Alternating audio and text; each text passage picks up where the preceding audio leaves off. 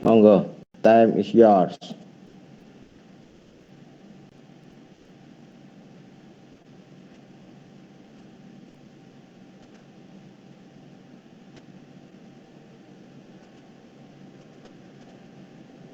Halo, Mas Zainul, apakah ada di forum? Mas Zainul Anwar, halo? Tes, tes.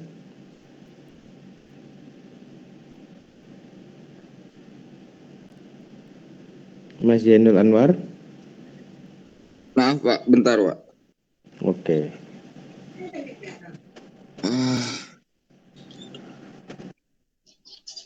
Oh iya.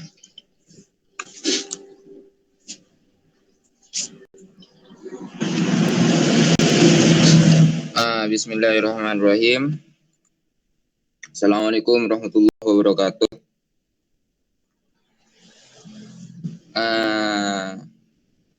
Kami dari kelompok 9 akan mempresentasikan tentang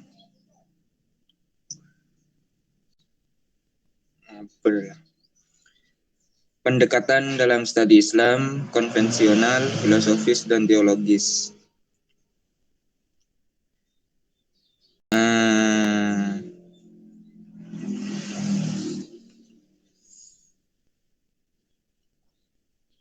Mana ada filenya?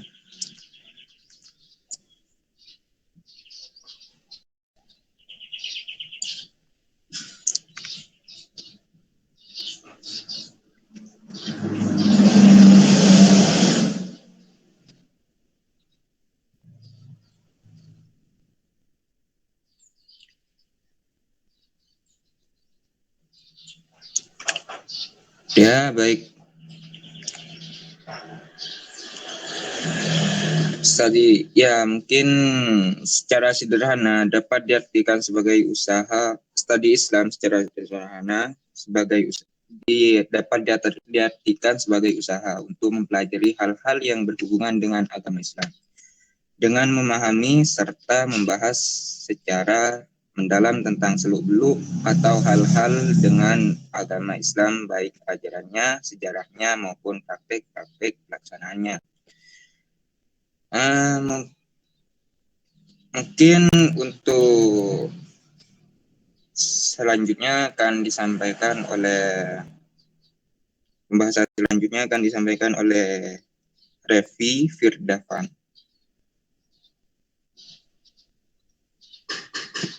Dipersilahkan.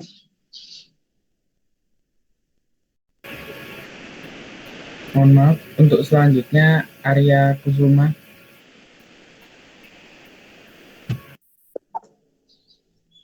Oh, baik. Maaf.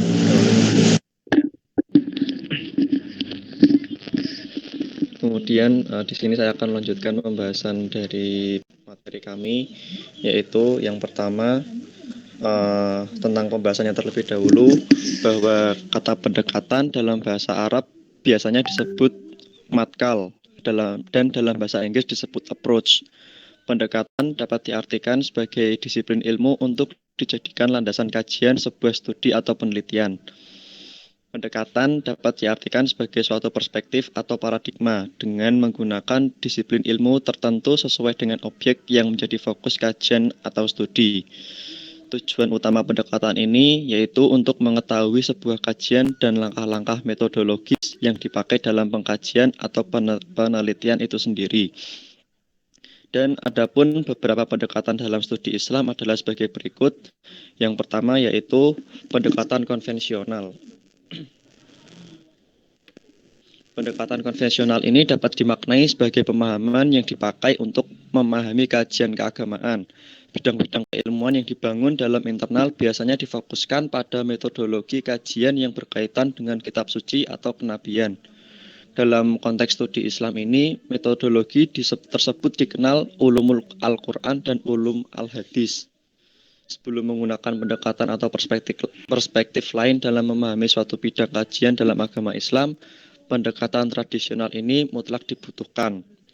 Ajaran Islam selalu relevan di sepanjang zaman. Oleh karena itu, diperlukan pemahaman Islam secara konvensional. Islam secara konvensional sendiri merupakan Islam yang dipahami sesuai dengan situasi dan kondisi di masa Islam itu dikembangkan. Adanya Islam konstekstual didasarkan pada latar belakang sejarah ketika Islam diturunkan.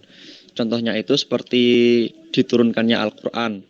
Al-Quran yang diturunkan selama 13 tahun di Mekah berbeda dengan Al-Quran yang diturunkan selama 10 tahun di Madinah. Terjadinya perbedaan itu karena ada perbedaan sasaran, tantangan, dan masalah yang dihadapi. Oleh karena itu, secara umum, pendekatan konvensional atau metodologi yang digunakan untuk memahami Islam dapat dengan berbagai macam.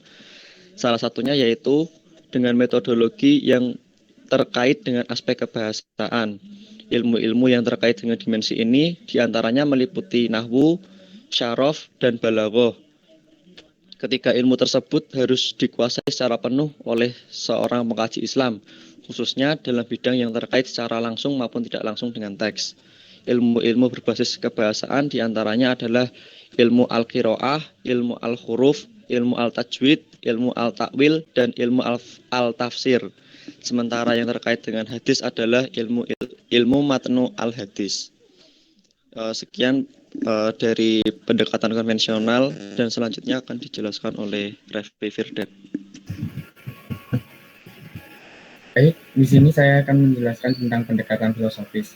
Secara harfiah, kata filsafat berasal dari kata philo atau yang artinya cinta kepada kebenaran, ilmu, dan hikmah. Selain itu, filsafat dapat pula diartikan cari hakikat sesuatu, berusaha menautkan sebab dan akibat, serta berusaha menafsirkan pengalaman-pengalaman manusia. Filsafat sebagai pendekatan berarti filsafat digunakan dalam konteks analisis keilmuan yang terbuka atau biasa disebut dengan open-ended, serta dinamis.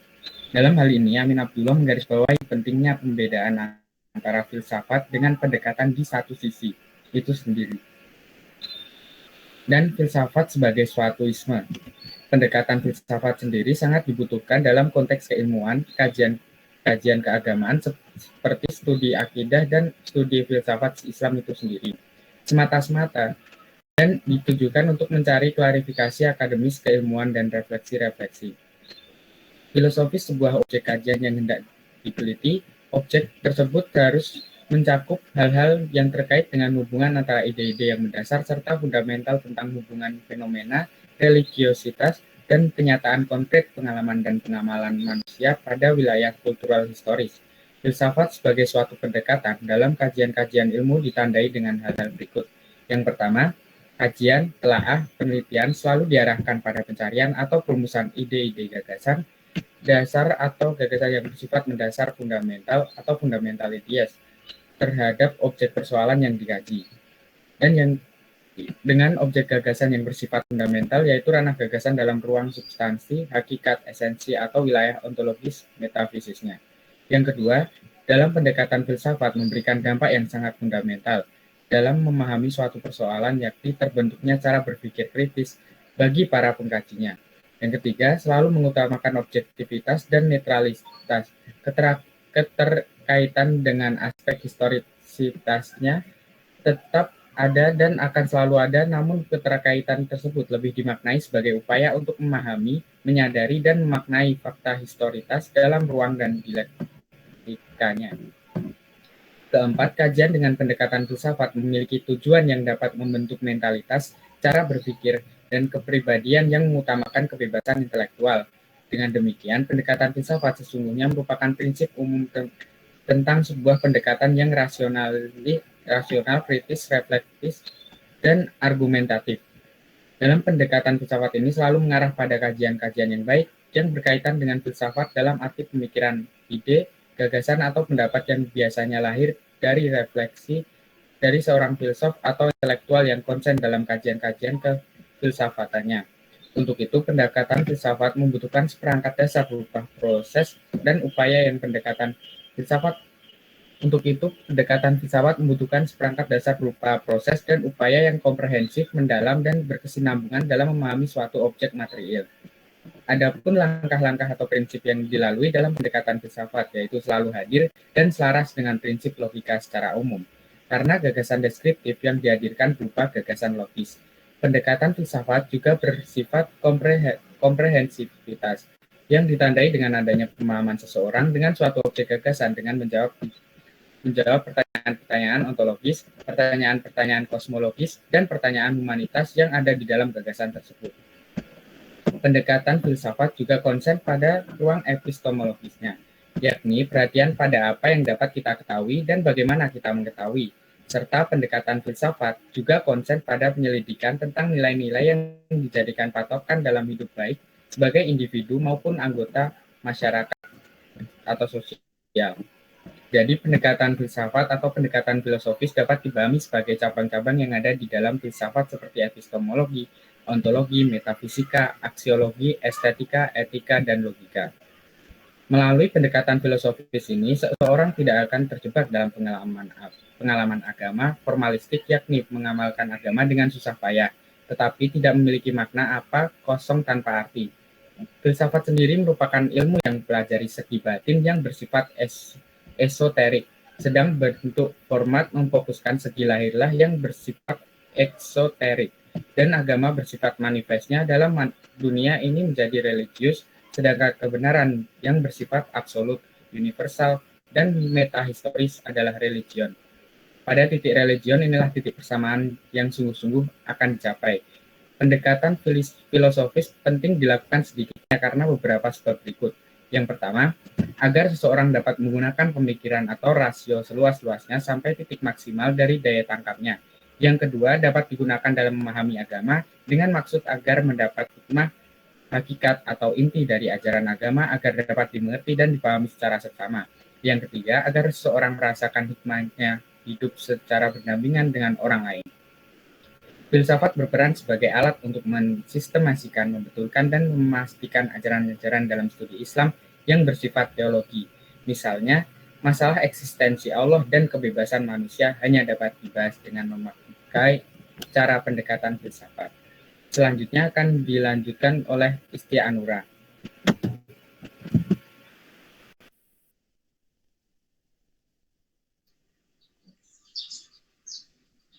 Baik, untuk presentasi selanjutnya akan disampaikan oleh saudari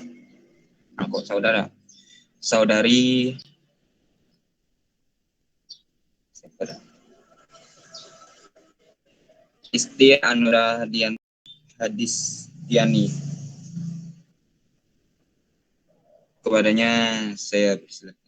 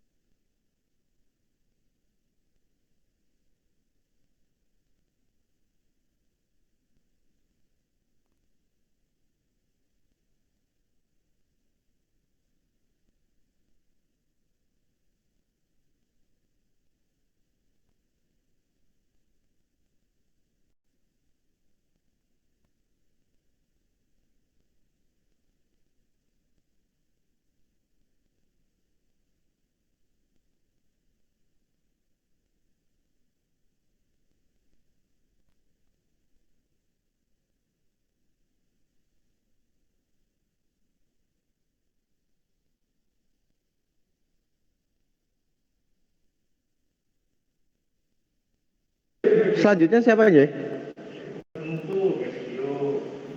Istia, Bapak. Oke, silakan.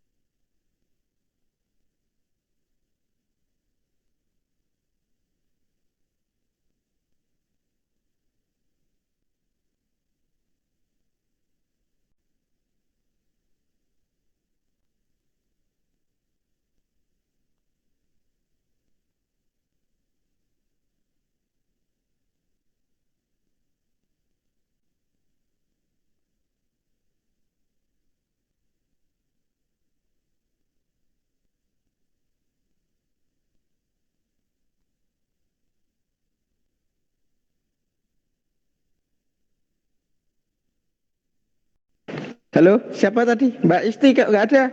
Kemana? Mungkin kendala sinyal Bapak. Oh, terkendala sinyal atau di belakang?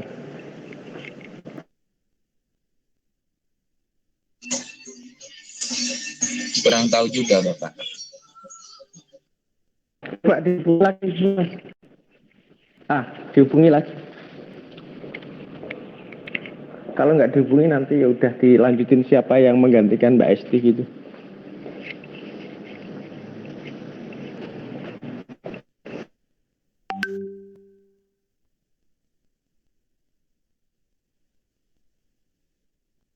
Mbak Esti.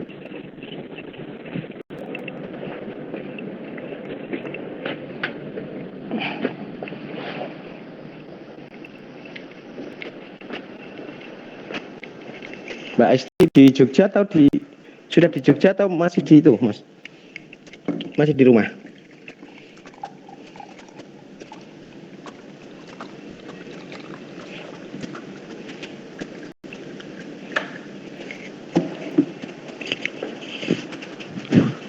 Halo? Nah, ini Mbak Dita ini. Silakan Mbak Dita. Iya Bapak.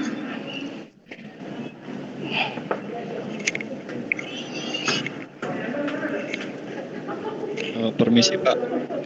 Sepertinya belum jadi.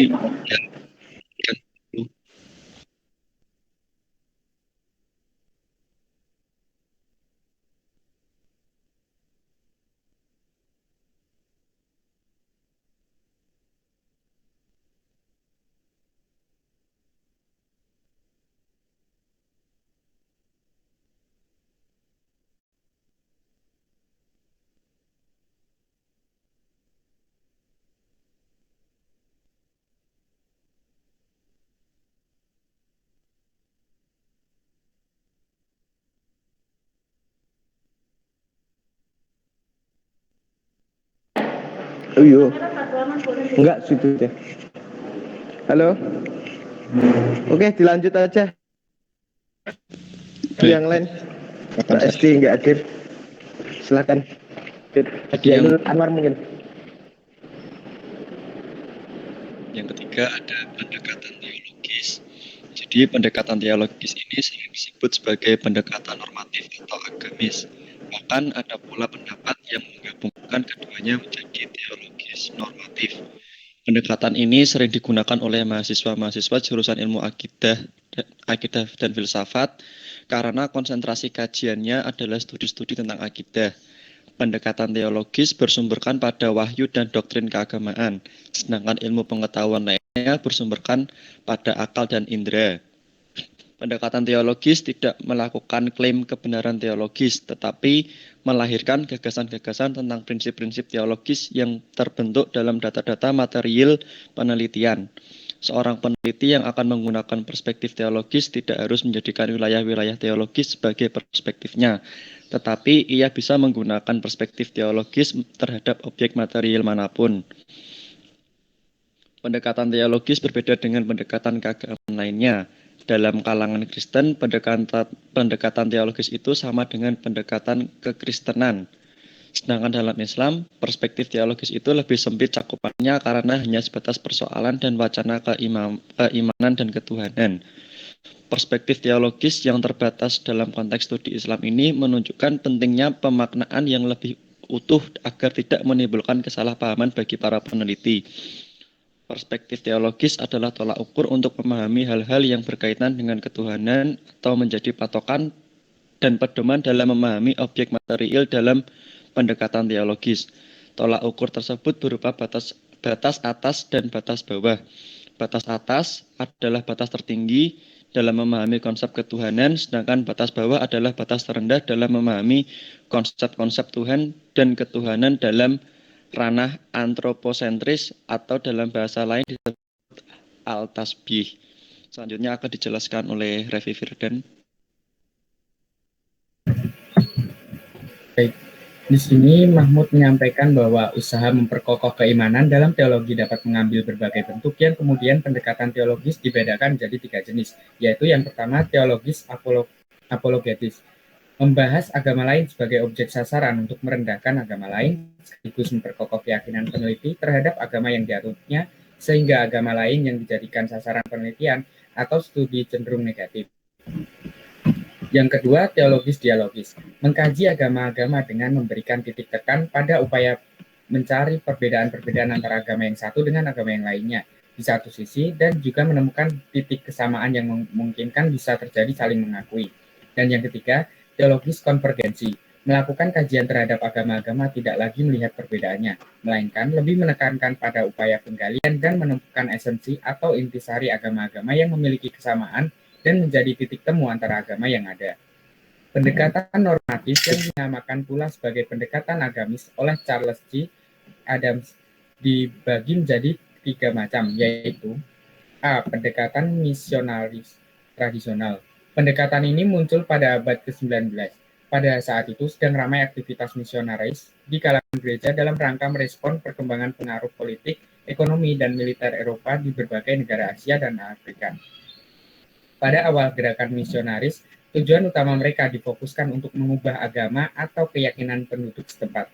Misionaris tertarik untuk mengkaji Islam untuk memudahkan mengkristenkan orang beragama lain, atau yang dinamakan proselyting, seperti yang dilakukan oleh Belanda saat menjajah Indonesia. Mereka tidak hanya meyakinkan betapa kuatnya perbedaan yang mereka miliki, tetapi juga menyebarkan agama, yaitu agama Kristen. Yang B, pendekatan apologetik. Pendekatan apologetik muncul pada abad ke-20 sebagai respon umat Islam terhadap situasi modern. Islam ditampilkan sebagai agama yang sesuai dengan modernitas. Pendekatan apologetik merupakan salah satu cara untuk menyatukan bahwa Islam mampu membawa umat Islam ke dalam abad baru yang cerah dan modern. Hasil dari kontribusi para pengaji Islam dalam pendekatan apologetik adalah melahirkan pemahaman tentang identitas baru terhadap Islam bagi generasi Islam dan terbentuknya kebanggaan dan rasa percaya diri dengan identitas keislamannya. Nah, apologetik lebih konsen pada bagaimana menampilkan Islam dalam performance yang baik. Ada sejumlah karakteristik gerakan apologetik yang teridentifikasi. Dalam tinjauan keilmuannya tampak kurang bernilai positif. Mungkin karena pendekatan apologetik terlalu besar semangatnya dalam upaya penunjukan kehebatan Islam sehingga tidak menggunakan nilai keilmuan. Yang C, pendekatan irenik atau simpatik. Sejak Perang Dunia Kedua telah berkembang gerakan yang berbeda di dunia barat yang diwakili oleh kelompok agama dan universitas dengan maksud untuk lebih memahami keagamaan Islam sekaligus menumbuhkan sikap baru terhadap agama. Dan gerakan ini bertujuan untuk menghilangkan sikap negatif kalangan barat Kristen seperti prasangka, perlawanan, dan merendahkan terhadap tradisi Islam yang pernah dilakukan oleh orang barat, khususnya orang Kristen barat, terhadap tradisi-tradisi Islam. Pada waktu yang bersamaan, mereka mengadakan dialog dengan umat Islam guna membangun sikap saling simpati kedua tradisi agama ini. Pendekatan ini tetap memperoleh kritikan dari kalangan intelektual. Mereka menghadapi kesulitan luar biasa dalam mempererat hubungan dengan orang lain disebabkan kecurigaan di kalangan Muslim pada masa lampau.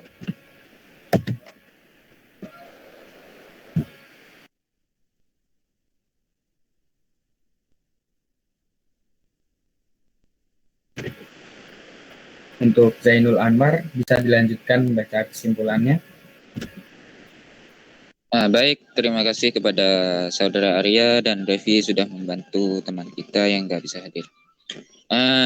Mengenai dari pembahasan di atas, dari pembahasan tadi dapat disimpulkan bahwa ada beberapa pendekatan dalam mempelajari hal-hal yang berkaitan dengan agama Islam, yaitu dengan cara pendekatan konvensional, pendekatan biologis, dan pendekatan teologis.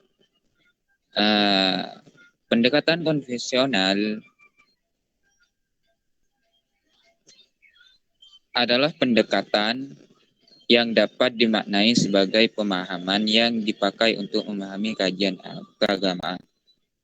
Oleh karena itu, secara umum pendekatan konvensional atau metodologi yang biasa digunakan untuk memahami Islam dapat dibagi menjadi 3 macam. Pertama, metodologi yang berkaitan dengan aspek kebahasaan.